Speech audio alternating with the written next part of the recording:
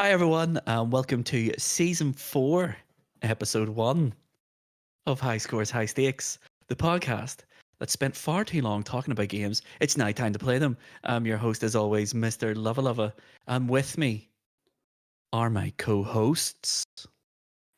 How you doing, lover? Good to be back, season 4. Can you believe it? We're still doing this. I know, right? People are still listening. What's that about?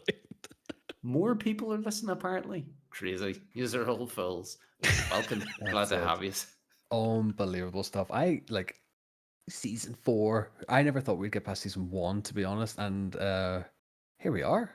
Like, side quests are a thing of the past. It's competition gaming again. I'm Tomahawk, by Points the are way. set to 0. Oh, yeah, sorry. But that's it. Points are completely restarted. This season 3 champions mug that's in my possession because I was the season 3 champion is a thing of the past. I'll just throw it away now. Yeah, you might as well smash it, mate. Just to Not be worth honest. it. But We yes, go again. here we are. We're back. I thought this day would never come. No side quests seem to go on for a very, very, very long time. But what can you say? Life got in the way. But here we are. We're back.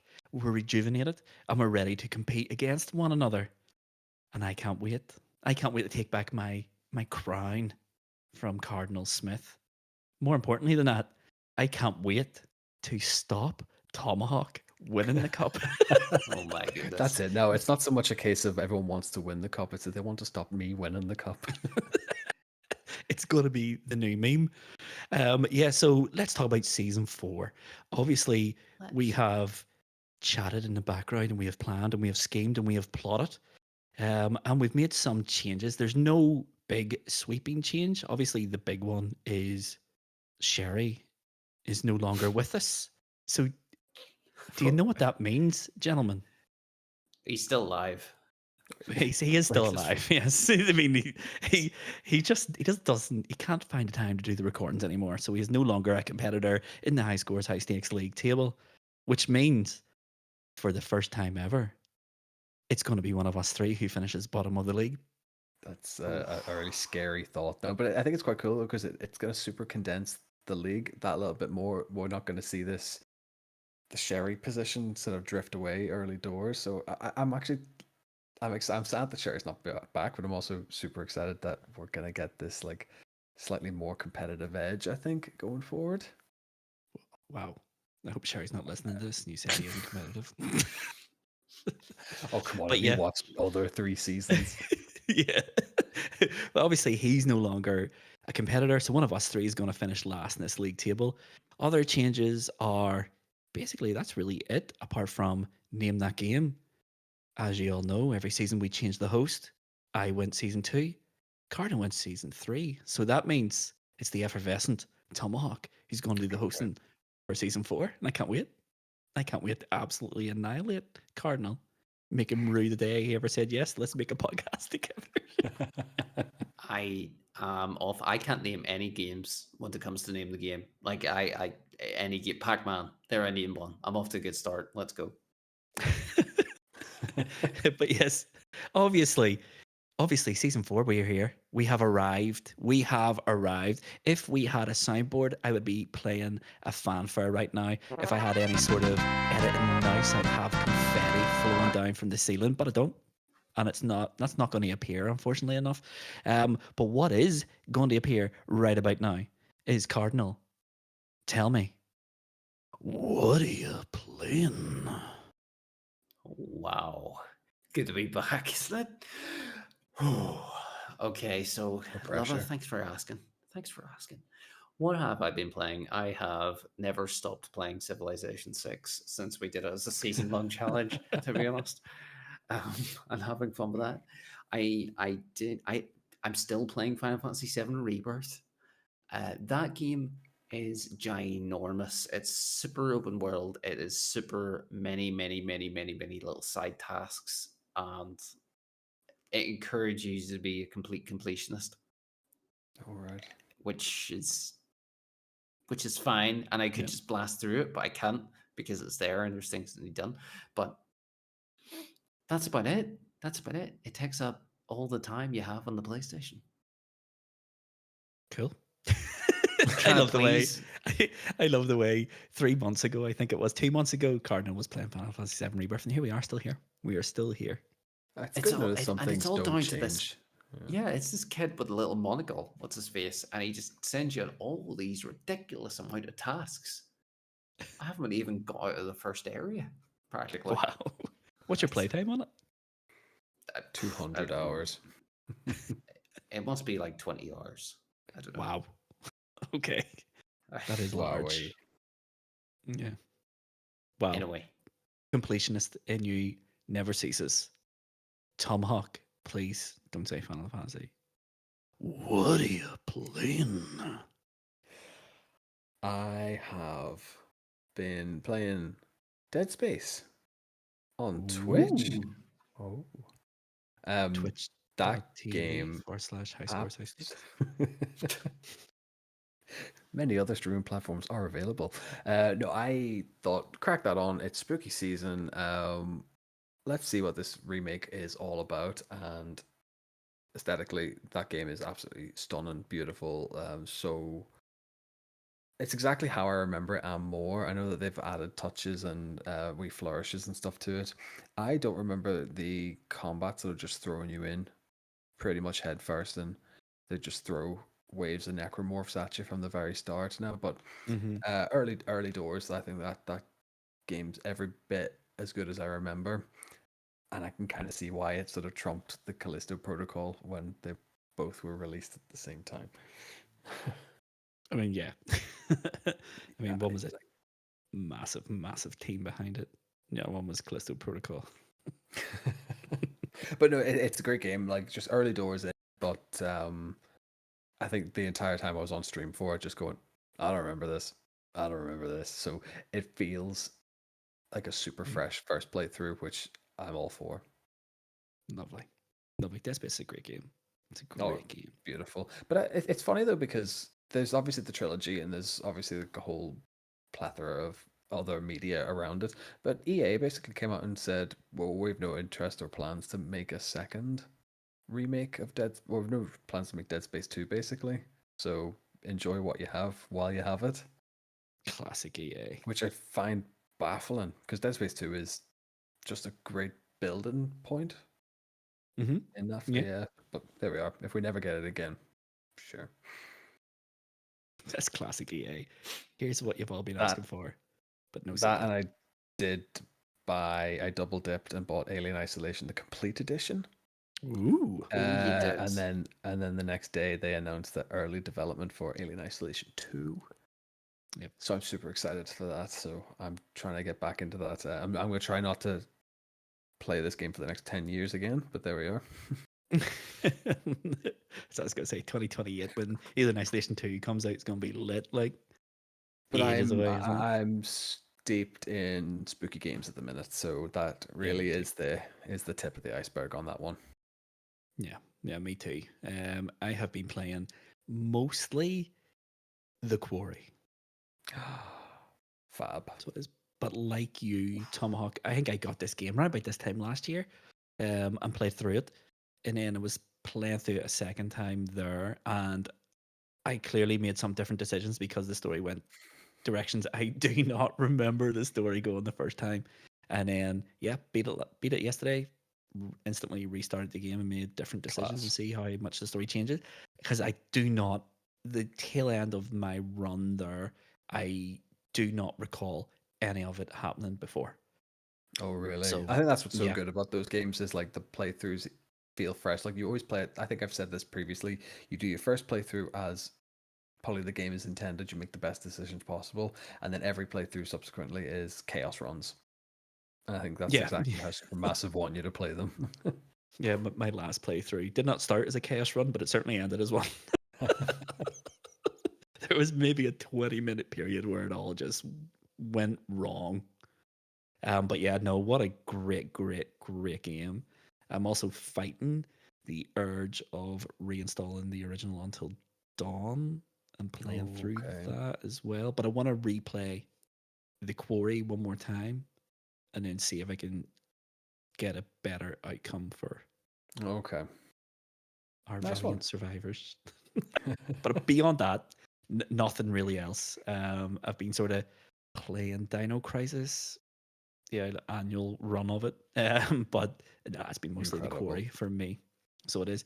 So yeah, I think what we need to do now is we need to go into our opening challenge of season 4, which is, of course, our champion's choice. And as he made plainly aware at the start of this episode, Cardinal Smith is the current champion. So let's get to the champion's challenge now.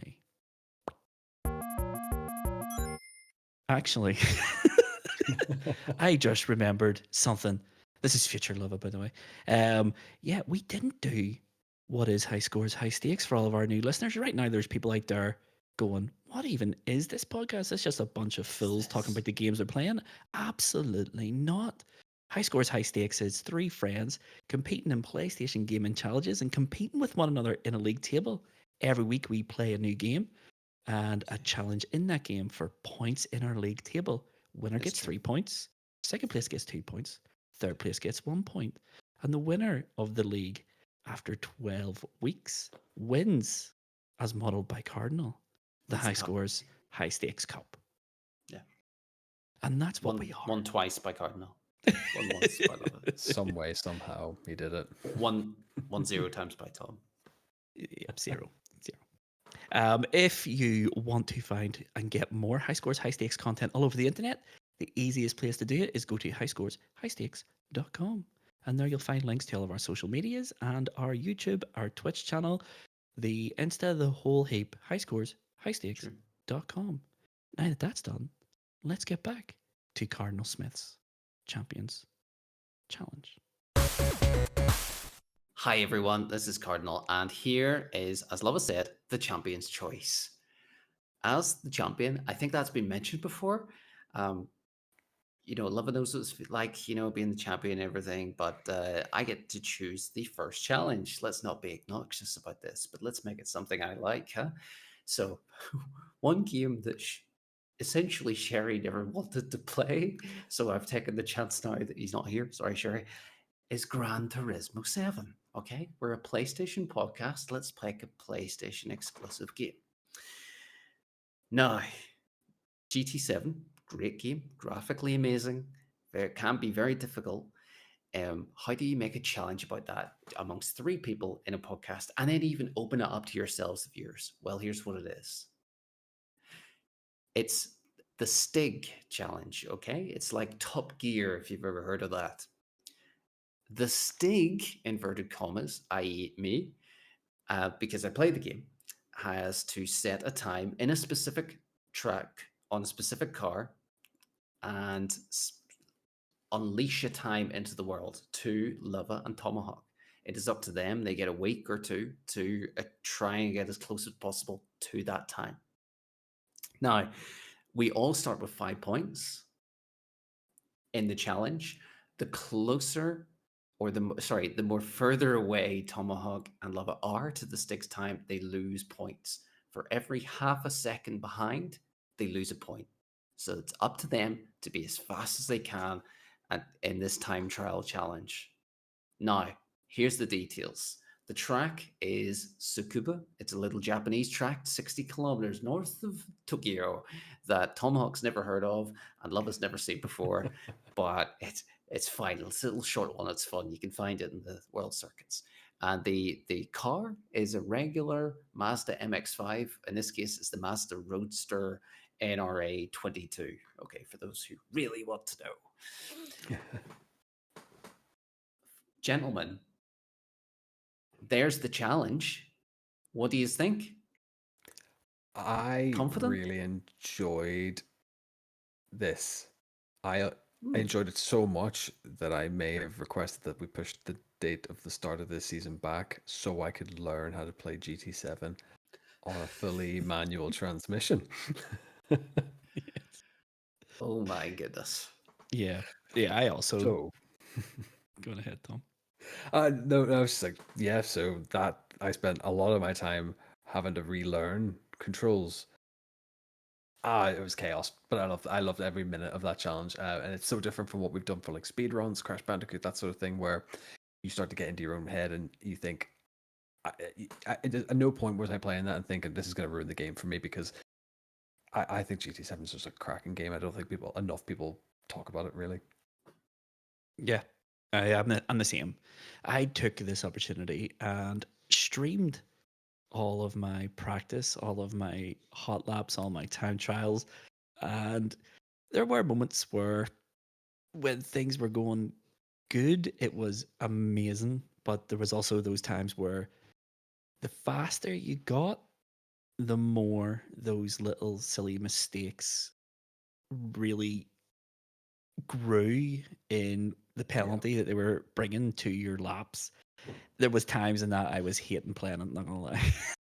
But it is the game, is endlessly doing laps, trying new things, experimenting, and just trying to get incremental improvements until that one magical lap where everything goes right and you're like, that is peak. That's the one. That's as good as it's going to be, I think, for You me. know when you've had the lap that this is I've achieved what I've got to achieve here. Yeah.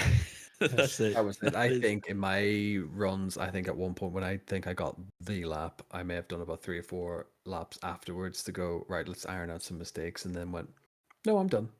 And I just deleted the game off the hard drive. I'm not going to say it because I've put my foot in it before in this podcast. So I just was like, I need a clear space for other games. But I was so confident in what I'd done that I was just like, frig it, I'm not ruining any further experience of this. I'm just gonna call it, put the time in that I've done, and forget about the next week's challenge. Yeah. Wow. And to try and even the play field in this, we weren't allowed to edit, or we weren't allowed to touch the cars in terms of setup or change the tires. Tom absolutely wanted to change the tires to sports tires. That's fine. And maybe he has. Maybe he's, we'll see. He's gone 5 seconds quicker than all of us. Souped up this car. How will we know? But it's just an even playing field, but there's various settings you can do, like traction control, and Tom's touched on the manual gears. There's thing if you want to try it, and if it makes you faster, you can do it. There's no limits on that. But yeah, good fun. Yeah. Thank you for being up for it. Yeah, it's good. It's good crack. I actually love GT7. I think it's really good. My playtime on it is crazy. But yeah, for this I brought out the steering wheel pedals, the whole heap, Okay. and I was like, "Let's go. Let's do this. Let us play Gran Turismo the way Polyphony wanted. Let's do this." And you don't win 7 challenges in a row like somebody without starting to get competitive. That's Oh, it. absolutely. That Is is that it. right, Luvva? That is it. Before we get into it, all I want to say is there was at least 3 occasions during this challenge, during my streams, during my playing off stream, that I was like, that is me. That is peak. And then I quit, save my gameplay, and then just when I go to exit, I go, I'll do a couple more Actually, laps. yeah. And then put in a better time. That's the rabbit hole you fall down as well. But when it pays off, then absolutely it's a stroke of genius. But when you set the time, and then you sit there and grind and grind and grind, and you don't get anywhere, it's a bit soul destroying at that point, really. But yeah, I think we should just get straight into it. Really, Yeah. I don't know about you guys. Yeah. Well, if that's the case, then we should start with the Stig lap. So that's going to the be benchmark. the benchmark, the time to beat, essentially. Folks, Let's get there. Let's take a look. We are doing a time trial challenge. Cardinal is the Stig in inverted commas. And what he is going to do is he is going to set a hot lap time. And then it is me and Tomahawk's challenge to either get as close as we possibly can to it, or hopefully beat it. So, Cardinal, any last words before you show us your time?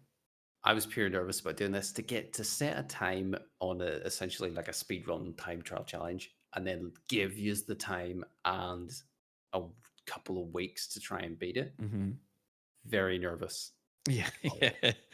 Because it's one of those ones where you need to be confident your time is unassailable. Rock solid as well. Yeah, yeah. I think you did say in the group chat at Yeah. one stage, just like I have to make sure that this time is right before I submit and tell you. Yes. And I think that sounded like a stressful job in its own right. So commendable there. Yeah, yeah. No, this was done like a couple of weeks ago now. And like although I've tried to beat it since, just personally, it's been I've seen your stream, Luvva, where you're attempting to get near it and what you get. Well, anyway, I think we hit play. Let's take a look at the lap, the benchmark. Let's see. Let's go. Okay. So your car is for very those- understated. Sorry, I just want to point that out there. It's subtle, but it's sophisticated. It is. There's little lines. There's details on it you can't even see from this angle here. But I've since changed it to bright orange to improve that. You'll see there's a Game of the Year 2022 Stray and Game of the Year 2023 Final Fantasy 16 on either side. That is You've got your incredible. 2 cups as well. 2 cups, of course. I'm not gonna lie, right? You're sticking almost religiously to that racing line, Cardinal. Explain what your tactic was for this. Try and be as smooth as butter. As use those curves to drag you around and get the rotation as you need around to the corners, because it's a nice car to drive, but you have to work to make it fast. And I try to use as much of the track as possible. I didn't get all the track on the exit there, but that is me over the line. And that is our first time set. Yeah. And I can reveal, if you like. Yes, that'd be lovely. Unbelievable. Sponsored by Fanatec there, by the way. Thank you, Fanatec. Direct drive steering wheels available now since they've gone into administration. The time to beat is 1 minute, 10 seconds, 0.425. Okay, so essentially 10 and a half seconds. Yeah. Blistering. Yeah. Now the laugh was when you first put that time in, I was like, okay, I haven't booted up GT7 since I bought it. I don't know the track. I can only assume that it must be a fast time.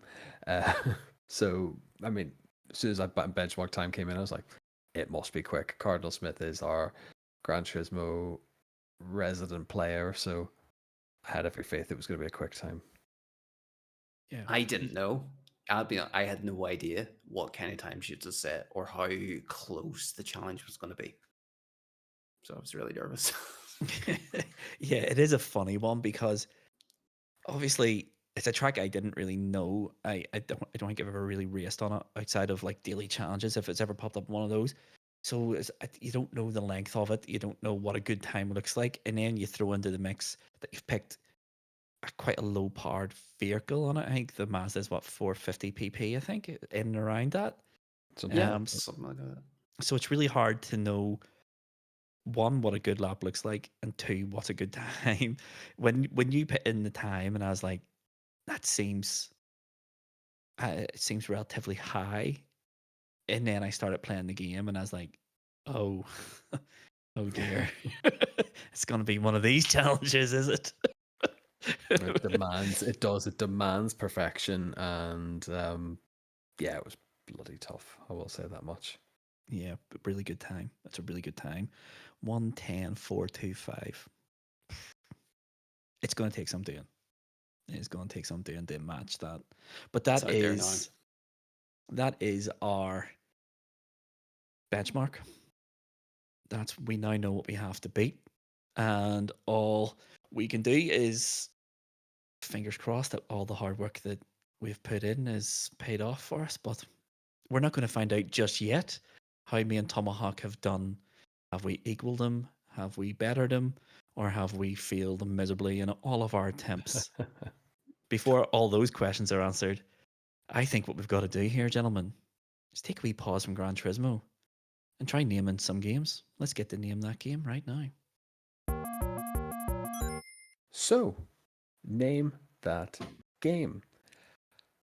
The rules, if the uninitiated are listening, we have been tasked with going through Amazon game reviews to find the best, the worst, the indifferent, the controversial gaming reviews. I have been tasked this season as quiz master, and I'm going to put you two guys to the test and see who can name the most games over a 12-week period. Can't wait. Fantastic. I think, without going and stalling too much, I think we should just get straight into the first game. What do you think? Yep, I'm Now, ready. a couple of ground rules, because we have a habit of breaking these ground rules over the last couple of seasons. You have to let me read the full review, Mm-hmm. and the first guess goes to the first person who yells the loudest, I guess. Rest in peace, earphone listeners. So, without further ado, we're going to go to our first game, and this was given a 1-star review by Alan. That's low. And the heading for the review is called "Terrible!" exclamation mark. Ooh. Big Alan's not messing about. He is not happy at all. So, without further ado, what the reviewers are not saying. Terrible camera angle, so falling off the edge and starting over constantly is very annoying. Button responsive is terrible, makes it frustrating due to the exact timing needed to progress through the levels. The analog controls can also be annoying by being slow, responsive, or fast, so more frustration builds up while playing this game. The game's first levels is fun, but after the first boss encounter, things start to going downhill. And if you can make it through to the genie level and not wanting to smash your controller or throw the game out the window, it would be a miracle. The game starts promising, but then gets frustratingly annoying to play. Yes, this game is like games of yesteryear, where you constantly die and start again due to lack of saving and dodgy camera angles with unresponsive controls. If you want to relive those times of wanting to smash your TV with frustration, then this is the game for you. Mr. Luvva Luvva, Cardinal Smith, name that game. Well, you've given some clues there, Alan. Thank you very much.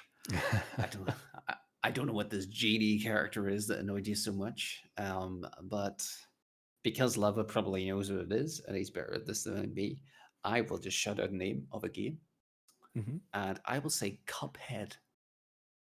Oh, that's a good one. I'm inclined to let Luvva have his guess before I tell you who's right or who's not right. Then Cardinal's got it right. Cardinal's right because it is Cuphead. I'll throw out a guess and I will say Kingdom Hearts. Well, I'm going to tell you that none of you have named that game. Oh, I thought that was going to be a moment. I honestly thought you had it as well. I thought you had it. It actually, like, now that I'm reading it, it does very much sound like a Cuphead review, but alas. We'll give you Dodgy clue camera number. angles. We're going to give you clue number one then. It scored 94% on Metacritic. Oh, Whoa. That's more than 1 star, Alan. That is. Alan's not a critic here. 94% on Metacritic. Genie level. Bad control. Bad camera angles. Fall off the edge. I did say these reviews would be subjective and controversial, not necessarily with the grain. Yeah, you certainly did. Does Lava have to go now, or can I butt in? No, go ahead. If you have a game, shout it out, yeah. Tony Hawk's Pro Skater. Floor is yours, Luvva. Definitely not that. Tony Hawk only has one camera angle and it's pretty much perfect. And it was Tony Hawk 2 that got 94% on Metacritic. Genie, I'm stuck.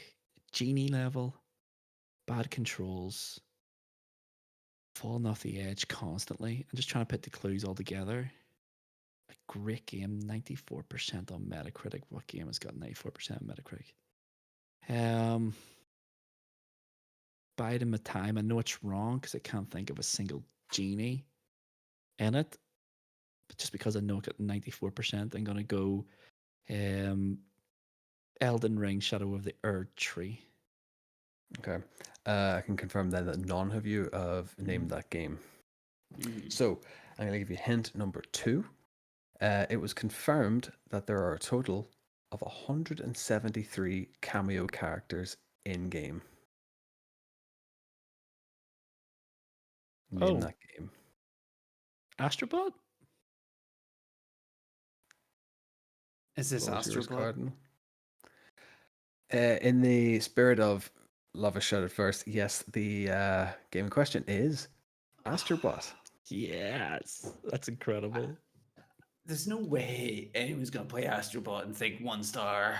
That was This the is laugh. annoying. And I think the funny thing about this was I deliberately went searching for the bad reviews because I thought, like, it's so universally loved and praised, and it has such critical acclaim already in the time it has been out, to find a bad review on that. And I just thought, like, I don't know, maybe Alan just didn't have a good Is that childhood. Alan, the CIO of Xbox Studios? Is that?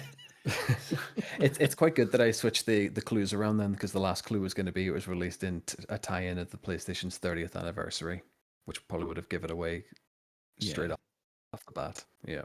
So after game number 1, that's some good deduction there, Luvva. We are business as usual. 1-0 to Mr. Luvva Luvva. So I think we'll take a quick breather from this, and what we'll do is we'll get back to the action of Gran Turismo 7. So here we are. We are witnessing history here, maybe. Who knows? I surely don't know, and I'm excited to find out because Tom has been keeping this a tightly guarded secret. In fact, he was so confident in this time that I'm pretty sure it was about 4 days before deadline when you went, I don't even have it on my PlayStation anymore. Would that be correct, Tomahawk? That's pretty much fact at this point. Yeah, I think the proof's just going to be in the watching, really, of it. I may have undersold how I've got on in this challenge, to be honest. I've learned my lesson from seasons before, where I go boom PR, and then just upload and then tell you the scores. So I'm going for a new approach this season. I'm going to try and be a little bit tactful and a little bit reserved about my gameplay. Okay. This guy fancies some cups. This guy's sitting in a kitchen drinking out of his drinking out of my hands. hands. Just like a cat. He's lapping tea from his hands. But he's also speaking a big game, which is going to make his inevitable demise even more sweet come episode 8 or 9 of this podcast. But anyway, Tom reckons he's done well here, Cardinal. Are you worried? I am, because he, for one thing, he pushed the deadline back a week. He pushed the deadline back a week and then deletes it from his hard drive during that week. But let's see what he does. Yeah, I think there's no point in beating around the bush. Let's hit that play button and see what Tomahawk has actually done here. I'm noticing he's about to cross the line in the previous lap and 108.817. So that's suggested to me that this time here is going to be about 110. Let's go. Let's watch this. Let's see. No spoilers. So you see Tom's got a big old wing slapped to the back of that. Which actually offers nothing apart from, you will not be able to see it on the video, but I've wrote season 4 champion on my wing. So I'm talking a big game even in the middle of the laps as well. Now, I also religiously, to a degree, followed the guided race line. But I sat and watched your live streams, Luvva, and just thought, push the car to the absolute limit right before you need to get to any gear changes, to any corners, and just go hell for leather, really. I was heavily relying on the speed in which you're coming into that start-finish straight to just slingshot you off into the start line as well. That last corner just was a bane of my existence, to be honest. It was just trying to find that tight line. I know I had a tighter line in me, but I could have ran hours and hours more about this as well, but it was just it felt good. It felt really, really good going into this, and just trying to keep tight into that apex on that last corner Yep. as well, and across the line. Oh my! Oh my goodness. Oh my goodness. For listeners, that was a 110 489. That's less than a hundredth of a second slower than Cardinal with the controller. That's with a impressive. controller. Yeah. Now, for I'm context, I was running that on. Whenever I was running that on automatic transmission, I wasn't getting anything faster than 111.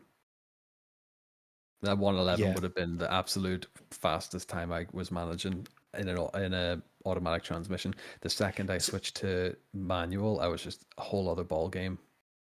Yeah. So what were you doing differently? Once you learned the manual gears, were you well, explain it yourself. So the game basically like drives it, obviously the game sort of changes the gears for you and does like what it thinks is the optimum gear changes to like safely drive the car, whereas obviously we're not trying to drive these cars safely. So if you're trying to take a corner, it's going to try and give you that corner about 2 gears higher than what it actually should be in. So I think for the most time I never went lower than, I think, second gear every corner I was going into, whereas the car in automatic was trying to take me that corner in third or fourth at least anyway, and you're not generating enough power out of the corners to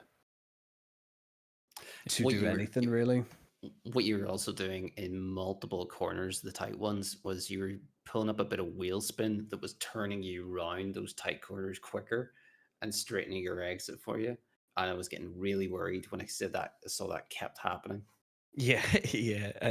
Every corner. Every corner. That second So last corner was very, very, very, very nice. there is a Yeah. laugh. I definitely sent a picture of it in one of my previous runs into the group chat at how wide I went across the start finish in a previous run, and I was nearly off the track.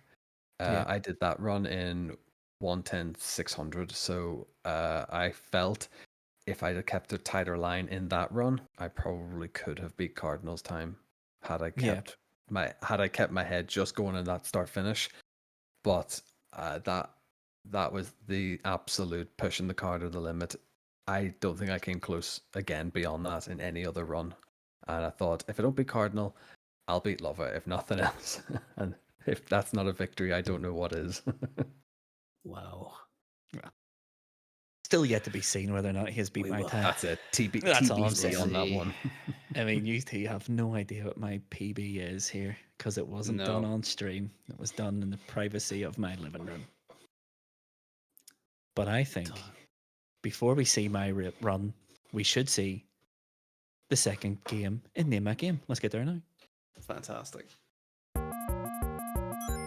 We are back with Name That Game. Luvva taking an early lead, 1-0 against Cardinal Smith. We're going to get straight into game number 2, and this is Amazon reviewer Philip Thomas, who gave this game 2 stars. And the headline, the headline for the article and the first line of the article do feed into each other, so we're just going to go straight into it then. A truly terrifying game, ... for all the wrong reasons. The premise is sound, and the creepy nature of the game should make this a survival horror to rival Silent Hill or Resident Evil. Unfortunately, it's wholly let down by the gameplay. The controls are clunky and unresponsive. The pace of the cutscenes are so slow you will end up skipping most of them. The game is riddled with bugs, and not the good kind. The characters get stuck frequently. There are parts where the sound glitches horribly, and the instances where both the characters and the monsters find themselves walking through the scenery. This had the potential to be an atmospheric, creepy adventure with echoes of some of the great games out there. Unfortunately, it's a clunky, poorly compiled, and wholly frustrating experience. Cardinal Smith, Mr. Luvva Luvva, name that game. Well, Philip T certainly had his experience, didn't he? I feel bad that I've actually outed him. So Philip, if you're listening to the podcast, I'm not sorry. So this is a great game. It is a survival horror in which there are more than one character in it, and they are getting stuck on scenery, etc., etc. I am going to throw a guess out and say, is this game It's Alien Isolation? no, it's not. Say it's not. It's Cardinal not Smith, would you like because to hazard a it is guess? because it is a game. It's a survival horror, but it is where people get stuck on scenery and things like that. And I think you'll find, love it. It's the game I can't remember the name of. It's the 4 player where one plays as the baddie, and Oh, Evil Dead. not Evil Dead, not Evil Dead. That's Dead by Sherry's Evil Dead. reviewed on. Dead But by it's the Daylight. same Dead by Uh, Daylight. No, Dead by Daylight. neither of you have named that game. Okay. So we're just going to roll straight into the first hint. It was published by THQ Nordic. Survival horror by THQ Nordic. It was published by THQ Nordic. My brain was like THQ Nordic, the Guild Hmm. too. Is it The Medium? What's that? It's a survival horror game. Hopefully from THQ Nordic.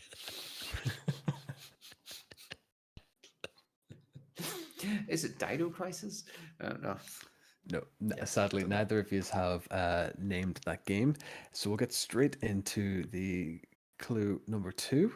This was in active development since 2008 off the back of a previous game in it, a previous title in its series. In its series. In its series, survival horror, 2008 was the last one that got released. THQ Nordic is a tough one. I can't think of anything THQ Nordic made other than the one set in Mars. The name escapes me, but it's not that. 2008 survival horror with bad camera angles. The characters Bad and camera bosses angles. getting stuck on scenery.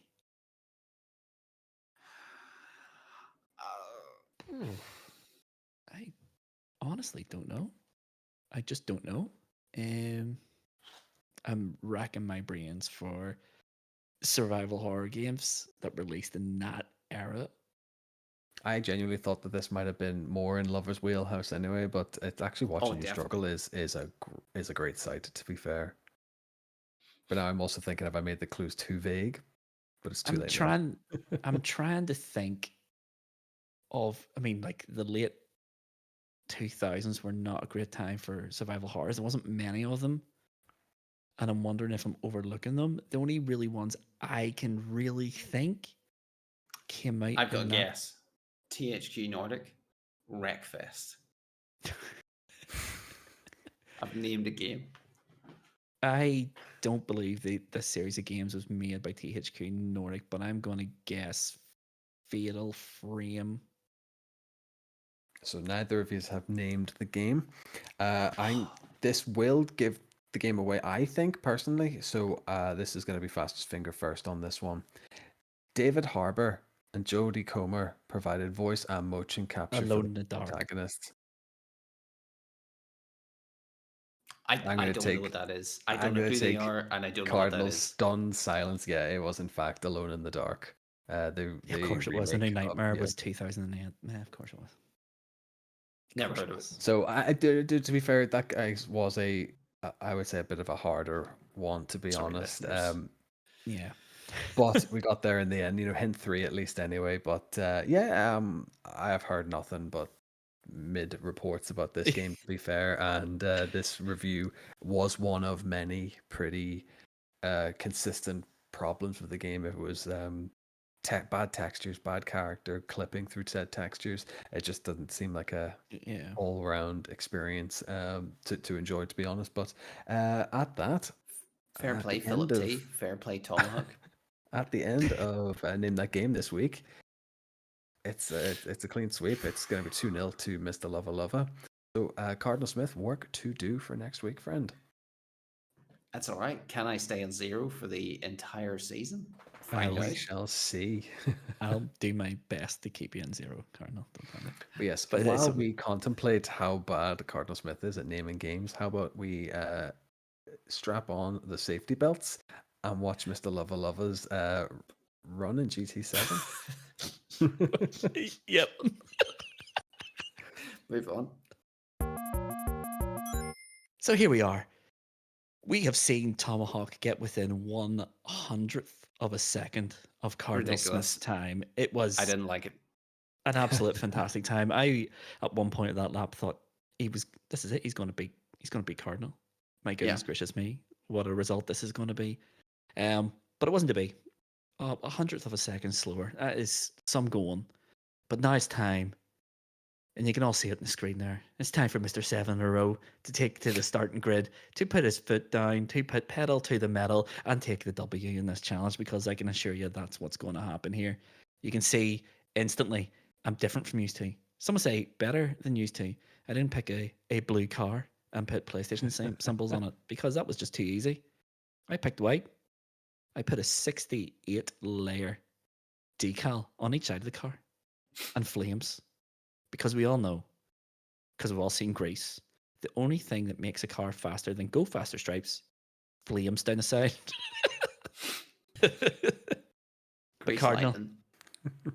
you've already been shook once this evening. How are you feeling just before we hit play on my run? You can see what a real race car driver looks like. Look, I feel uneasy about Tom's time, but I'm still in the lead, so roll on whatever you've got. Let's have a look. Let's go. Let's watch it. Let's watch it.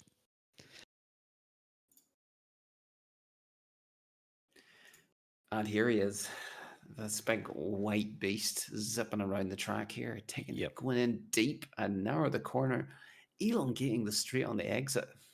Yep, I did that a lot on the bigger corners as I deviate from the racing line and try to go in deeper to get out straighter and get out faster than what the game was allowing me to do if I stuck religiously to the race line and just pushed the car to its absolute limits as far as I could whilst retaining some form of control. This lap, I had traction control switched off because once you get used to it, it's actually a wee bit, it feels faster. It's a lot more dangerous because the one time you aren't smooth on the accelerator or smooth in the brakes, your lap is over. And if it's late on, then your follow-up lap is also over too because you can't get your speed up to challenge yourself. Yes, it's a really difficult thing. So it is, but it was good last corner. A really good last corner, the best last corner I've ever done. That corner gave me nightmares the whole time I played that game. That last corner, it took me about an hour of trying different things to get some semblance of a tactic of how to do this. Yeah. And I don't know if it helped any. But that was my lap. It was nice, brief, quick. Do you want to know my time? Yes. No, Put us move out of our on. misery. Okay.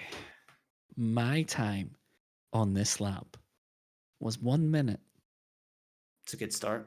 10 seconds, and 671. So a bit slower than Tom. It was a bit slower. But yeah, 1:10.671 was my time.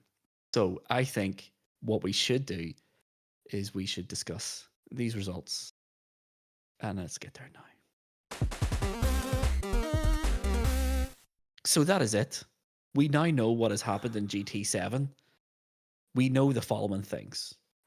Cardinal Smith posted the fastest time. Me and Tomahawk were unable to beat the stick. We were unable to beat the stick. Tomahawk, you were within 100th of a second of beating Cardinal. Ridiculous. I was within 2 to 300th of a second of beating Cardinal, which means both me and you were within half a second of Cardinal's time, which means the following: Cardinal, you get 5 points. Tomahawk, 5. you get 5 points. And whilst we're at it, Luvva, take 5 points as well, mate. So Guys, we you're all we too good. we end episode 1 the way we started it. The In a leaderboard deadlock. looks exactly the same. But wait, there's more. Cardinal Smith, as the man who set the time, and an unassailable time, as you said, rightfully so, Tomahawk decided, I think we should stretch this out for one more week.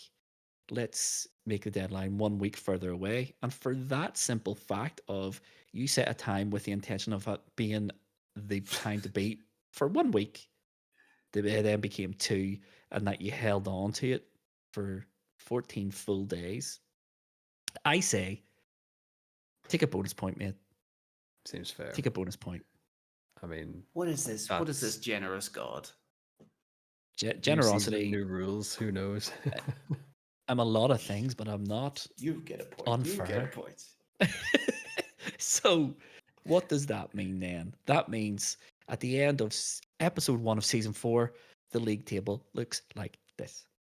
In first place, 6 points, is Cardinal Smith.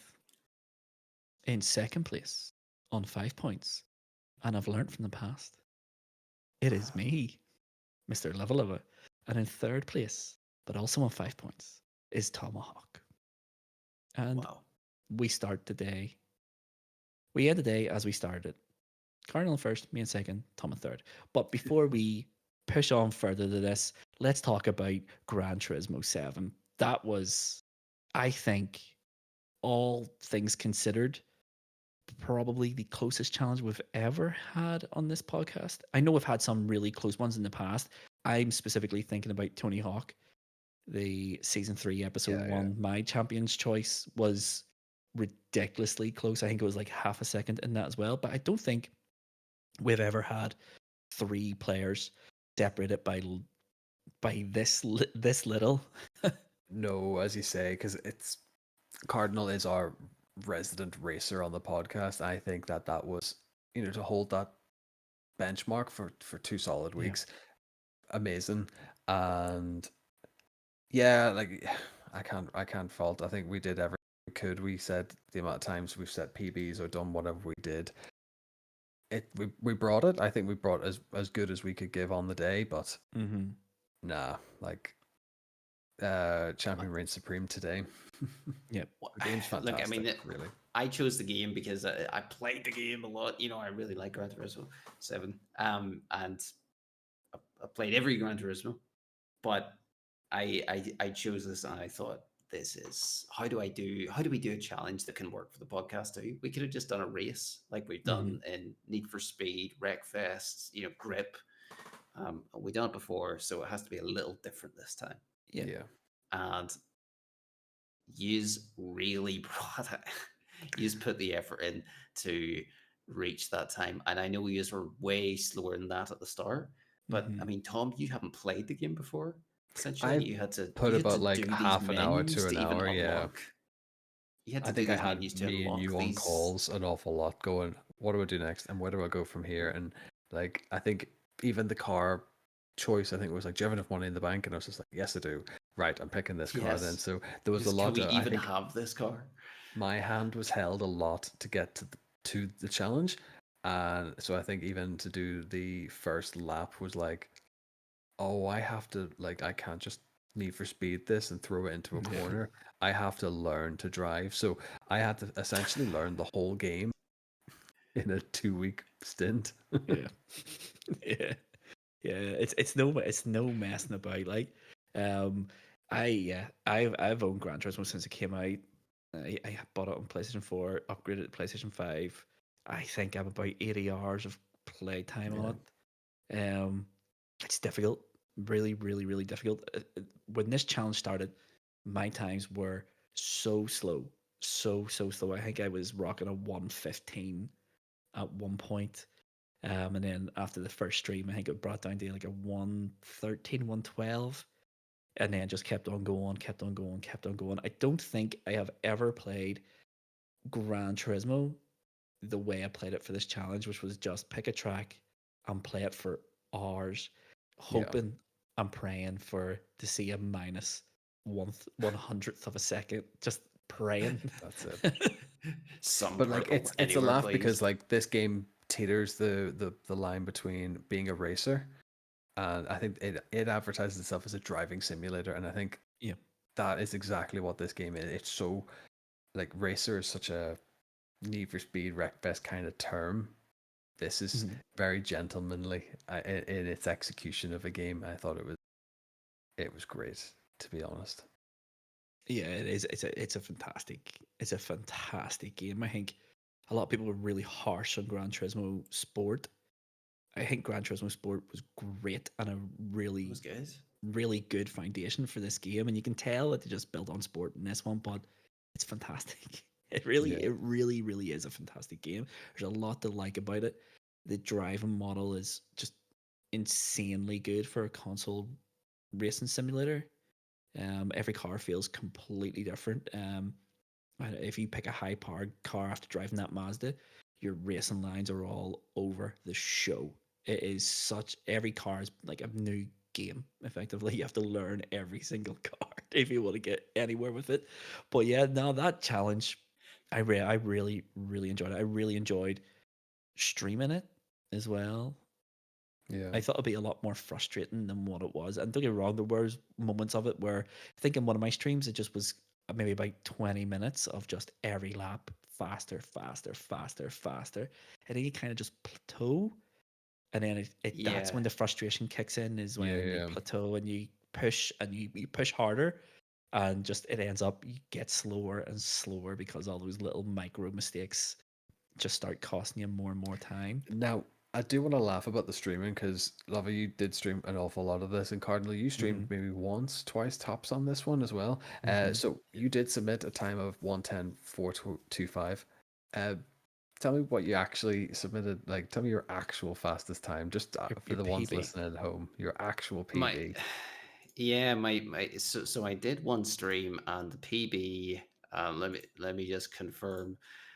It finally hit a. It was a 109,951. So I think that was the aim, was to, Animal. can it be done under 1 minute 10? And as soon as I hit 109.9, it was like I just faffed around and like essentially closed the game because it can be done. Oh my goodness. Save Yeah. replay. Like, No, I I think must you Have admit. just fun. you were so casual about it in chat. You just went, and that's a PB. Save footage.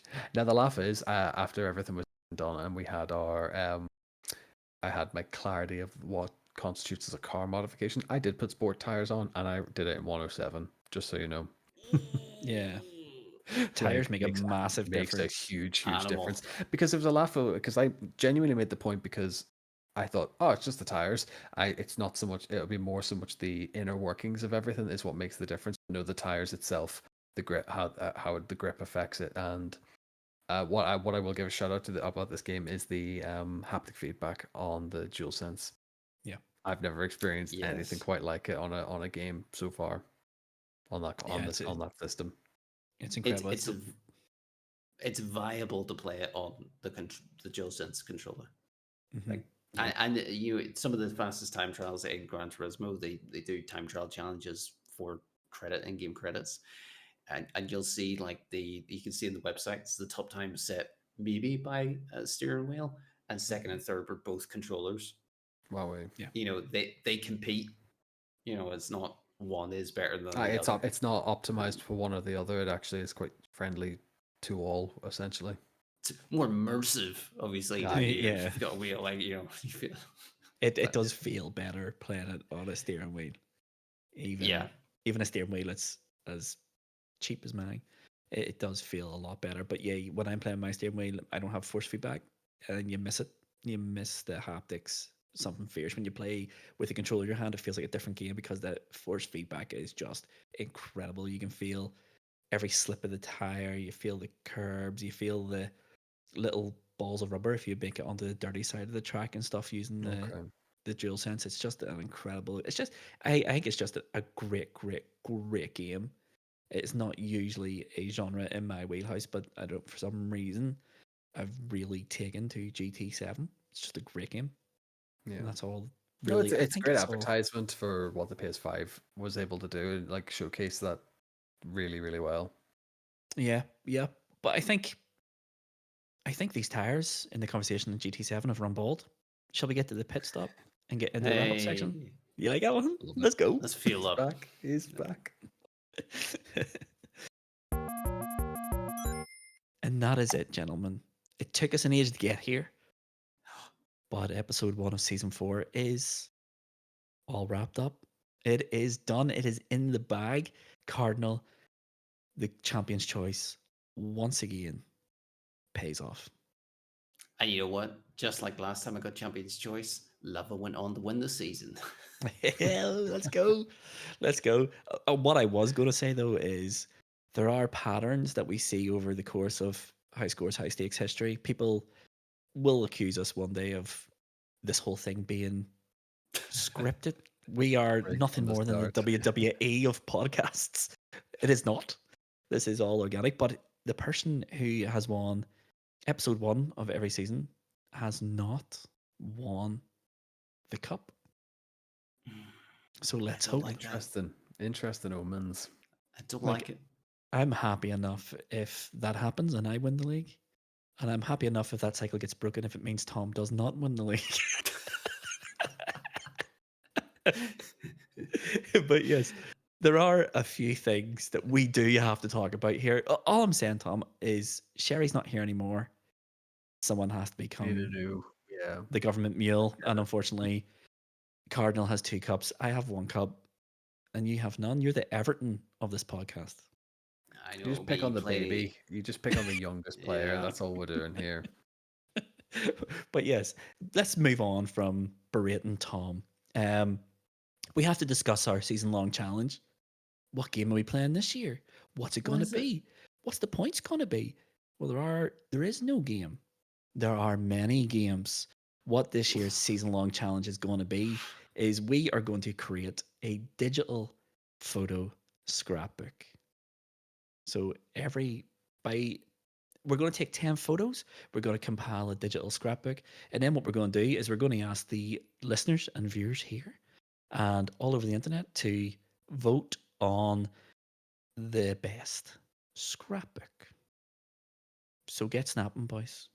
Start those games. Snappy. Get into photo mode and start taking the best pictures you possibly can, because this one's going to be good. When it comes to, I think the plan is, Tomahawk, correct me if I'm wrong here, I think the plan is week 10, possibly week 11, is going to be the cutoff point to allow some time for people to vote on our photo books. Yeah. Is that right? Yeah. So I think we'll start for season. I think the first photo will be due on episode 2, and then we'll run it till episode 11, and then in the finale we'll announce who the winner is. I think we're going to go cumulative votes over the course of the season. I think that's probably the fairest way to do it. Yeah. We'll do that. And we will also submit the photos anonymously, so the people at home don't know who has taken which photo and all the good stuff. We'll keep it nice and fair to get you in the mood on voting for photos. We're going to have another bonus point this week. We all took photographs of our cars. And what we'll do is we'll share them on social media, and you can vote for which car photo is the best. And the winner of that vote will get a bonus point at the start of episode 2. So get voting for me. I have flames on my car. Fire. Dear. My car says Final Fantasy. But yes, beyond all that, that's the plan for this season. Next week's challenge game is Helldivers 2 for Super Earth. For Super Earth. Bringing it back. I will see you on the battlefield, boys. With all that being said, I think we just need to do a little bit of housekeeping a bit more smoothly than we did at the start. If you like what we're doing here and you want to know how can you support the podcast, the easiest way of doing it is hitting that subscribe, follow, or like button, depending on what platform you're listening to. If you haven't shared the podcast with a family member or a friend, do that as well. Please consider doing that. If you want to follow us anywhere else on the internet, the best place and easiest place to find all of our external things is highscoreshighstakes.com. On the homepage at the top, you'll see all the logos. Just click them, it'll bring you straight there. I don't think I've forgotten anything. If you want to give us a review, a star review, 1 to 5, whatever you think we deserve, fire away and do that in the platform. If you want to give us a written review, even better, because the algorithms and all these podcast platforms love written reviews, and it really does help us out. But that is it. I don't think I've forgotten anything, have I? Don't think so. We're all good. Smooth. Well, if I haven't forgotten anything, I have nothing left to say, except I've been Mr. Luvva Luvva. This has been High Scores, High Stakes. Thanks for watching. See you Monday. Love you all. Bye. Tack så mycket. Vote for Luvva's car.